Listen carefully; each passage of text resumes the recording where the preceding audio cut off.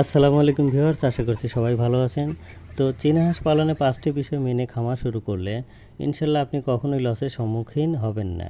তো অন্যতম প্রধান ও প্রথম বিষয়টি হলো সঠিক বাচ্চা নির্বাচন করা। বাচ্চা অবশ্যই এ গ্রেড হতে হবে, অর্থাৎ সুস্থ সবল ও চঞ্চল প্রকৃতির বাচ্চা সংগ্রহ করতে হবে এবং বাচ্চার বয়স হতে হবে 5 থেকে 7 দিন। কারণ চীনা হাঁসের বাচ্চার জন্য এই সময়টা অনেক গুরুত্বপূর্ণ। এ সময় বাচ্চার ব্রুডিং কমপ্লিট করতে হয়।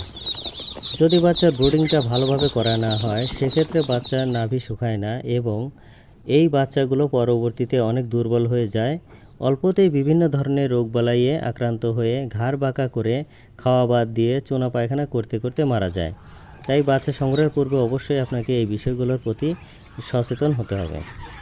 দ্বিতীয় গুরুত্বপূর্ণ বিষয়টি হলো ব্রুডিং পরবর্তী বাচ্চার যত্ন ও সঠিক দানাদার খাদ্য খাওয়ানো। কারণ নিম্নমানের খাদ্য খাওয়ালে বাচ্চা